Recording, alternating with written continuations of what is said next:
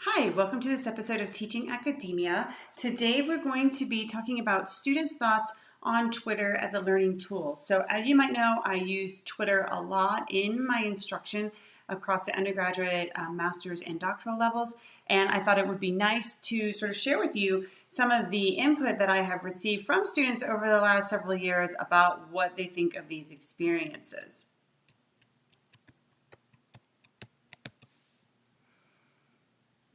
Deal here. Okay.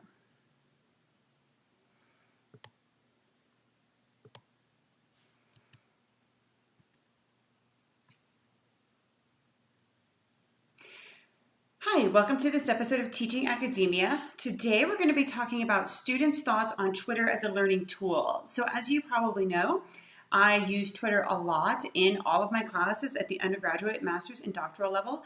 And so I thought it would be a good opportunity to sort of step back and take a look at what students think about using Twitter in instruction. So there are obviously some concerns that students have expressed. Usually these are expressed at the very beginning of the semester when they first find out that they're going to be using Twitter. The concerns then tend to dissipate over the course of the semester. I have found students are incredibly anxious, not all of them, but it's certainly very common. They're very anxious about using it. A lot of students that I interact with, particularly at the undergraduate and master's level, honestly don't really use a lot of social media tools. Like they might use Facebook for their own personal interactions, but beyond that, they haven't really been using social media. They have very limited experiences. And even at professional levels with master's students where you think that they might be using some of these tools, particularly Twitter, for professional learning experiences, a lot of the people that I interact with don't. So some obviously come very excited to learn a new tool, but others are very anxious. It, for whatever reason, stirs up a lot of anxiety in them. They're very skeptical about if this is going to be something that's going to be worth their while. They question if they're going to be able to do it, if they're going to be able to stay on top of it. They question if it's going to really bring them any benefits. They bring a lack of experience, some of them, to the table, and that contributes to their anxiety and the skepticism that they bring. So just know that you might have students that will run along a continuum in terms of anxiety levels and that may question you in terms of, is this really necessary? Why should we use this tool? I don't think I'm really going to get anything out of it. Why can't we just do things in a traditional manner? So just expect that to happen, at least from a few students.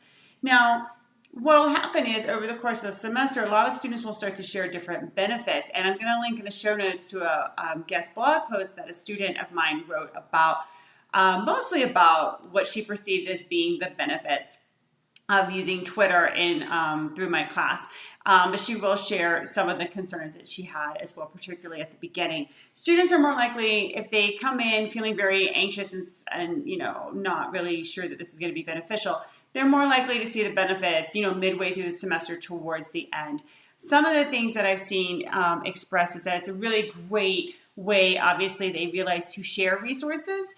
And it's a great way to get resources, not just from me as the teacher, right? But it opens it up so that everyone in the class through the course hashtag, right, is sharing resources. So you get to hear from as many of your classmates that, want to participate, and you don't always get that opportunity, and people really like that.